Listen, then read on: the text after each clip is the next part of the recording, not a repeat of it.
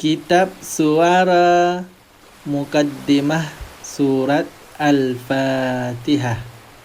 Surat Al-Fatihah artinya pembukaan yang diturunkan di Makkah dan terdiri dari 7 ayat.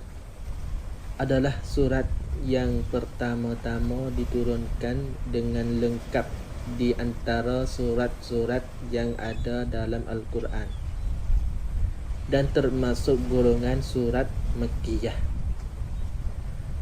Surat ini disebut Al-Fatihah, artinya pembukaan, karena dengan surat inilah dibuka dan dimulainya Al-Quran.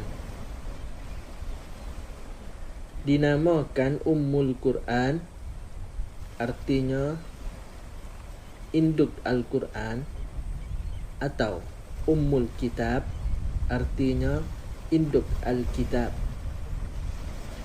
kerana dia merupakan induk bagi semua isi Al-Quran, serta menjadi inti sari dari kandungan Al-Quran.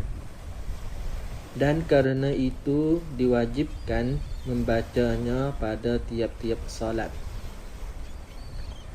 Dinamakan pula As-Sab'ul Mathani, artinya 7 yang berulang-ulang, karena ayatnya 7 dan dibaca berulang-ulang dalam solat.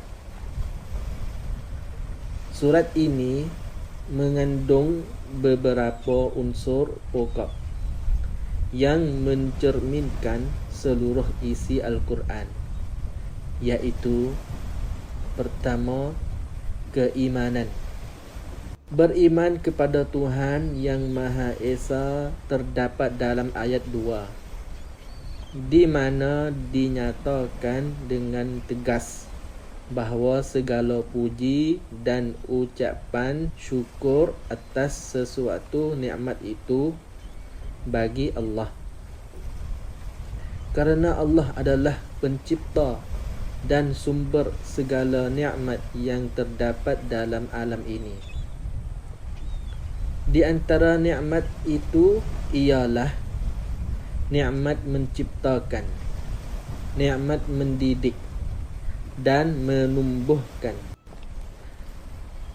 Sebab kata Rabb dalam kalimat Rabbul Alamin tidak hanya berarti Tuhan dan penguasa, tetapi juga mengandung arti tarbiyah, iaitu mendidik dan menumbuhkan.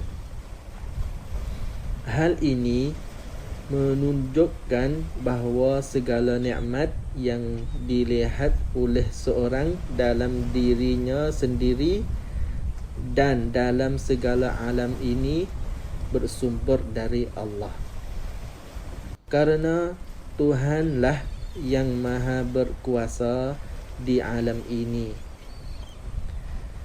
Pendidikan, penjagaan dan penumbuhan oleh Allah di alam ini haruslah diperhatikan dan dipikirkan oleh manusia sedalam-dalamnya,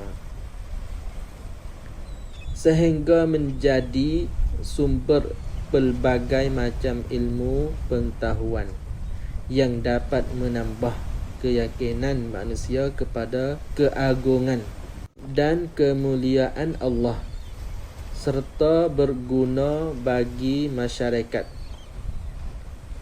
Oleh kerana keimanan, artinya ketauhidan itu merupakan masalah yang pokok, maka di dalam surat Al-Fatihah tidak cukup dinyatakan dengan isyarat saja, tetapi ditegaskan dan dilengkapi oleh ayat 5, iaitu Iyyaka na'budu wa iyyaka nasta'in. Hanya Engkaulah yang kami sembah, dan hanya kepada Engkaulah kami mohon pertolongan. Yang dimaksud dengan yang menguasai hari pembalasan ialah pada hari itu Allah lah yang berkuasa. Segala sesuatu tunduk kepada kebesarannya sambil mengharap nikmat dan takut kepada seksaannya. Hal ini mengandung arti janji untuk memberi pahala terhadap perbuatan yang baik dan ancaman terhadap perbuatan yang buruk. Ibadat yang terdapat pada ayat 5 semata-mata ditujukan kepada Allah. Selanjutnya, lihat not 6. 2. Hukum-hukum jalan kebahagiaan dan bagaimana seharusnya menempuh jalan itu untuk memperoleh kebahagiaan dunia dan akhirat. Maksud hidayah di sini ialah hidayah yang menjadi sebab dapatnya keselamatan, kebahagiaan dunia dan akhirat, baik yang mengenai keyakinan maupun akhlak, hukum-hukum dan pelajaran. 3. Kisah-kisah. Kisah para nabi dan kisah orang-orang dahulu yang menentang Allah. Sebahagian besar dari ayat-ayat Al-Quran memuat kisah-kisah para nabi dan kisah orang-orang dahulu yang menentang Allah. Yang dimaksud dengan orang yang diberi nikmat dalam ayat ini ialah para nabi, para siddiqin, yaitu orang-orang yang sungguh-sungguh beriman,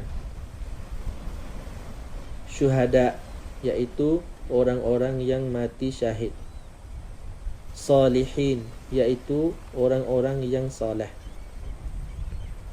Orang-orang yang dimurkai dan orang-orang yang sesat ialah golongan yang menyimpang dari ajaran Islam. Perincian dari yang telah disebutkan di atas terdapat dalam ayat-ayat Al-Quran pada surat-surat yang lain. Thank you for follow. Yes, I read.